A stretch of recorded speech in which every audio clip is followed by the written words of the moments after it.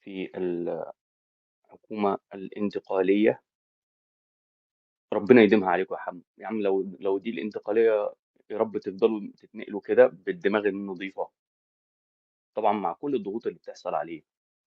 ماهر محمد مروان.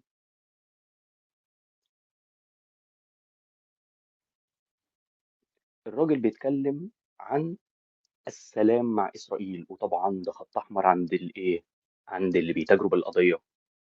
قال صلى الله عليه وسلم: لأن تهدم الكعبة حجرا حجرا أهون عند الله من إراقة دم امرئ مسلم، وده حديث صحيح ولا خلاف فيه. يعني الدم قبل الأرض ده منتهي، ده حكم الشرع يعني.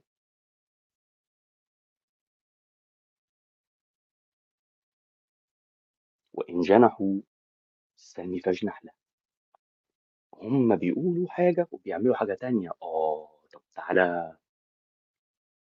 تعالى نشوف لما مصر والسعودية والإمارات والبحرين والكويت وعمان ولبنان والعراق وموريتانيا والصومال وكل الجزائر والمغرب وتونس، هم بيلعبوا لعبة فرق تسد بس. لكن أنا ليه بقول بارك الله في محافظ دمشق؟ عشان هو قال الكلام اللي ناس كتير تخاف تقوله. وكمان ده واحد خلفيته إسلامية، وكلهم أصلا بدقون. ولما نزلوا عملوا العرض العسكري علشان يردوا يعني على ما حدث من مظاهرات بعد دعوة خميني الخبيثة. لأن هو يعني بيقول لهم اصبروا، ده خلال سنة الوضع هيتغير، يعني كأنه بيقول إيه، اشتغلوا والله وريك، كل واحد يوريه نفسه. بيكلم رجالته في سوريا. لو حد يعني، مفيش رجالة للخميني في سوريا والحمد لله، وهيندحروا وهيندثروا بس بالراحة كده. والحمد لله إنه إيه، إن دول بيتكلموا في سلام. طب تعالى يا عم محافظ دمشق، بارك الله فيك، عشان ن- نقول اللي احنا نادين لله سبحانه وتعالى بيه بعد ما اتعلمنا حاجات كتير جدا. وانا كانسان يعني مبتلى، وانا مش مفتي بس، واشتغلت مع اسرائيليين وكل حاجه. اقول ايه؟ اقول ان في دم كتير عمال بيتبذل في الارض المباركه الطاهره دي بين اولاد العمومه، والمستفيد الوحيد هو الشيطان. اسرائيل ما بتستفيدش على فكره، الدوله دي كافراد ما بيستفيدوش، دول مكسرين في بعض وهيكسروا بعض اكتر، لان ده قدر الله. ما هو انت ما ينفعش تروح تقتل اطفال وتصحى الصبح تاني يوم عادي، يعني انسان لطيف مع اطفالك. اكيد بتحصل مشاكل كتير ومصايب كتير للناس دي واحنا ما بنشوفش بس، او مش مطلعين كفايه. فالشرع يعلمنا ايه؟ الشرع يعلمنا ان احنا اهل الاسلام، احنا على الحق اصلا، احنا عارفين ان احنا على الحق. ده فيه يعني، هو في اكتر يا جماعه من ان هولاكو قائد المغول اللي كان مخوف العالم كلها، اللي قعدوا 55 سنه ما بيتهزموش في معركه عسكريه، ونزلوا اسقطوا الخلافه بواحده بس من الممالك بتاعتهم، دخلوا بالجيش واسقطوا الخلافه وقتلوا الخليفه المعتصم، وداخلين على مصر. في اكتر من ان ابن هولاكو يدخل الاسلام بعد كده. شفت ازاي؟ متاثرا بمين؟ بقائد مجاهد؟ لا، بشيخ صوفي كمان. فهمت؟ والراجل ده اتقتل من ولاد عمومته لانه كان باعت للسلطان قلاوون بيقول له انا اسلمت، مستبشر خير بقى، وبعت له رساله جميله بيقول له انا اسلمت، رساله تقراها كده تفتح نفسك للدنيا. راجل المغول دول يا جماعه يعني الناس اللي بتقعد تتكلم عن وحش المسلمين والإسلام اللي انتشر بالسيف والكلام ده، المغول دول كان ناس مرعبة، أشكالهم كانت مرعبة،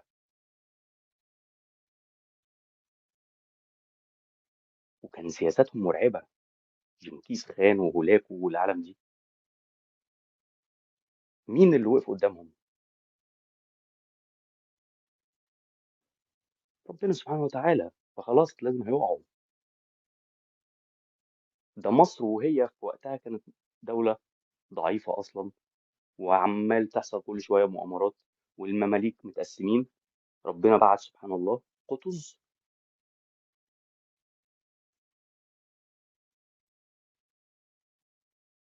يعني إيه قطز؟ يبقى شوفها، ربنا بعت قطز علشان إيه؟ علشان يوحد الجبهة، وعمل عفو عن المماليك، حتى بيبرس اللي كان بره كله رجع ودخلوا. وانتبه لأنه ده كان عين جالوت، دي نقطة التقاء الصليبيين مع المغول على المسلمين. يعني دي لو كنا رحنا فيها كنا رحنا فيها كلنا، لأن ما مش هيبقى في مكان تلجأ له تحتمي ليه. ما هو ده نفس المكان اللي بعد كده صلاح الدين، كلها كده.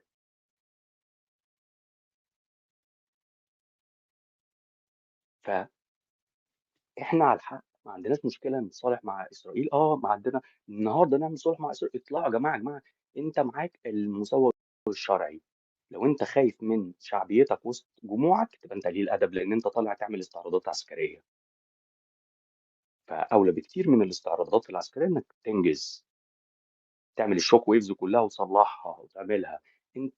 انت عندك مشكله مع الايرانيين، طيب خطب الجمعه كلها تبقى عن الحسن والحسين، كلها ليه؟ عادي، احنا اصل احنا دول سبط رسول الله صلى الله عليه وسلم، وسيدة شباب أهل الجنة، وممكن نفهم حاجات كتيرة جدا عنهم ومنهم، تمام، ونفهم الناس إن إحنا مش فرحانين بمقتل الإمام الحسين كرم الله وجهه ورضي الله عنه، ورحمة الله على كل من أحبوا المحبة المضبوطة بالشرع الحنيف، لأن إحنا في الإسلام لا نؤله ولا نتوسل إلى موتى، ولا مفيش كلام ده، بيننا وبين ربنا باب مفتوح. هو ليه ربنا جعل في صلاة 5 مرات في اليوم؟ عشان الباب مفتوح. انت لو عشان ما بتجيلكش الإجابة من ربنا فهتروح تتوسل، فلما هتجيلك تبقى تفتكر ان كده، لا، ده باب الشيطان بس، والشيطان هو اللي بيدور لنفسه الدور.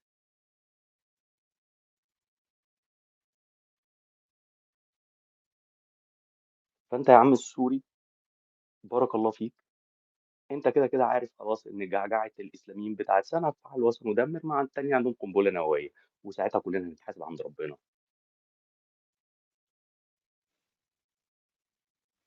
فانت فاهم ان في تدافعات، وكده كده في النهارده مصالح كتير جدا مشتبكة، المصالح دي متناقضة.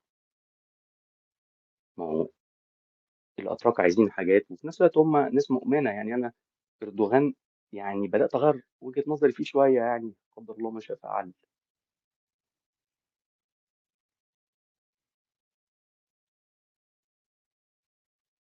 القطريين ماشي، بس يعني اللي هو في الاخر، بس يا اخوانا،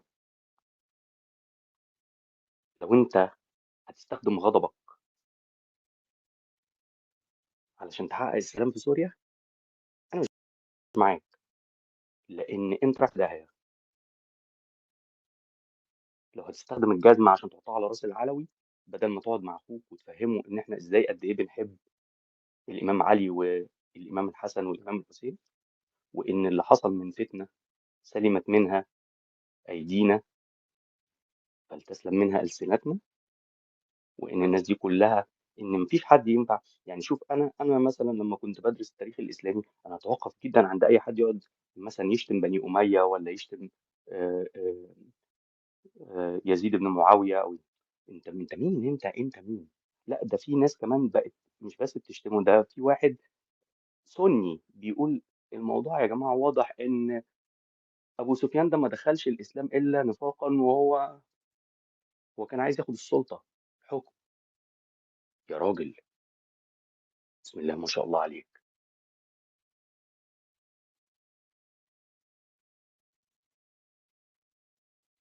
ما هو دي اللعبة اللي خلّي بالك، علشان اللي بيفهّمك إن سوريا إن علمانية بقى وتعالَ نحُط الدين على جنب والكلام ده، ده الناس دي هي اللي محتاجة تتحط على جنب.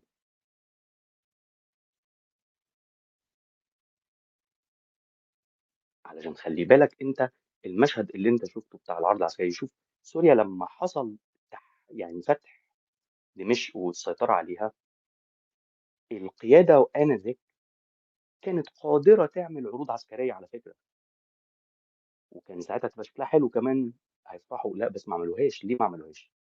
أنت تفتكر ليه؟ أنا أقول لك ليه. لإن هم مش شايفين إن دي حاجة ليها أي أولوية. ليه نعمل كده ونخوّف الناس ونخوّف العالم مننا؟ إحنا مش عايزين نخوّف حد. فإيه اللي حصل؟ فالشيطان يوظّف خامنئي كالعادة إنه يطلع. طبعًا خامنئي ومجموعته منهارين. ليه منهارين؟ لإن عندهم خسائر شديدة في جبهتهم. هم كانوا فاكرين إن هم خلاص بيتمكنوا، ويمكرون ويمكر الله، والله خير الماكرين. كانوا شايفين خلاص هم العلاقات مع شيعة العراق هم عارفين يضبطوها وبيستخدموا وبيدخلوا سياسة وباسبورات كتير لإيرانيين وكله تمام، عشد شعبي وكلام من ده. لبنان حزب الله، وفلسطين حماس، واليمن الحوثي، والإباضية العمانيين.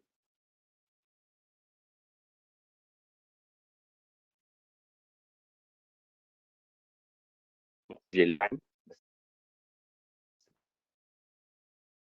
للأسف كل الحاجات دي عمالة بتقع دلوقتي، لدرجة إن حتى كمان الحوثي بيقع دلوقتي إن شاء الله. يا رب سلِّم. وأنا ما أتمناش إن أي حد يقع على فكرة، حتى الحوثي نفسه أتمناه يتوب أحسن من إنه يقع. فيها من بقهم. أتمنى، أسأل الله عز وجل إن بشار يتوب. ده إحنا كلنا نتعلم لو بشار تاب. كلنا نتعلم. وأنت مين عشان تلعن روحه وتمنعه، طالما في روحه لسه بتطلع نفس؟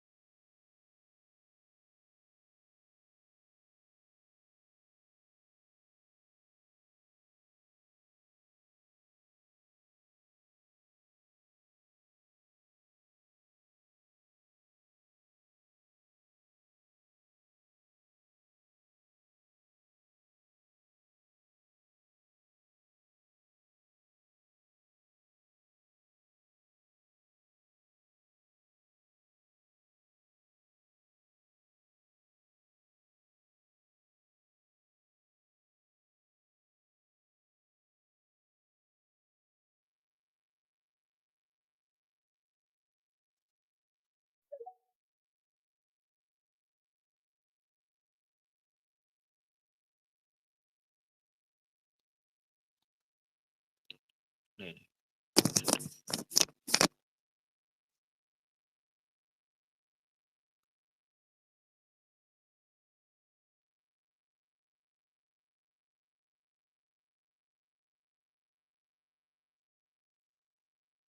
المعتقد الشيعي وقت فتنة زي اللي إحنا فيه ده، لإن ده وقت فتنة، هو إن إحنا نكلمهم عن فضائل الحسن والحسين، هو إن إحنا نفهمهم إن إحنا بنحبهم من قلبنا، وإن في سوء تفاهم حاصل، إحنا بس الفرق بيننا وبينهم طبعًا أكيد في فرق كبير في المعتقد، بس قصدي إن إحنا ما ألفناش قصص على صحابة رسولنا، وما أسأناش الظن هو حصل أحداث فتنة كلنا لا نقر بها، بس ما أسأناش الظن فيهم، لإن إحنا فاهمين قد إيه بعد موت النبي صلى الله عليه وسلم الشيطان اشتغل، ما هي دي أكتر فترة هو هيحاول يقوي فيها جهوده علشان تحصل أكبر قدر من الفتن عشان بعد كده لقدّام.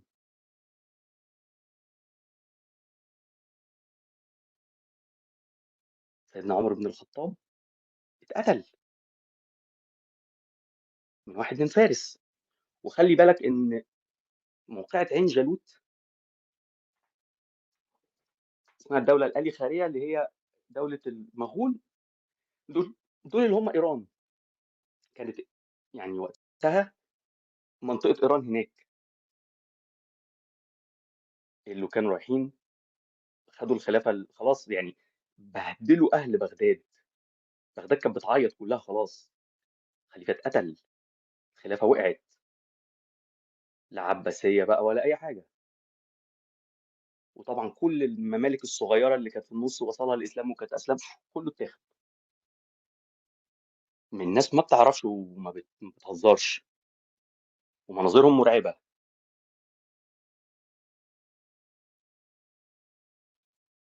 فعادي إحنا عشان عارفين إن معانا الدين الحق ابن هولاكو أسلم، ولمّا قتلوه بعدها ما فيش 20 سنة جه حاكم جديد ومش بيعلن الإسلام دين الدولة، دين المملكة بتاعته، تحت سمع وبصر الباقيين من المغول خلّي بالك، وهي دي قوة الإسلام، إن هو قوة الإسلام إنك هتلاقي في دلوقتي ضابط في الجيش الإسرائيلي مسلم، وهتلاقي في ضابط في الجيش الأمريكي مسلم، عارف في واحد من الناس اللي هم متطرفين هيبقى شايف إن ده خاين أصلًا، بس أنت مين عشان تحكم عليه؟ أنت ما تعرفش فاهم إيه ومش فاهم إيه، بس هو مسلم جوّه، في كل حتة، لإن إحنا طبيعة الرسالة بتاعتنا هي رحمة للعالمين، يعني مثلًا أنت مسلم أنت وهو يا اللي بتقعدوا تعلّوا الأصوات على موضوع الصلح مع إسرائيل، إسرائيل دي مبدئيًا مش حاجة واحدة، إسرائيل دي حاجات كتير أوي، بس أنت تعرف يعني إيه إنك أنت تسكّت الأصوات المتطرفة الإسرائيلية، أنا أقول لك رحمة مبدئيًا بأهالينا اللي بدأوا يطلعوا بيلطموا قدّامك علشان يقولوا خلاص اعملوا حلّوها، ده زائد إن إحنا بقى في ديننا في الإسلام بتاعنا شوف أهو كل الكلام على المكشوف، إحنا في عقيدتنا أنت لو مؤمن إن اللي إحنا بنعمله ده حاجة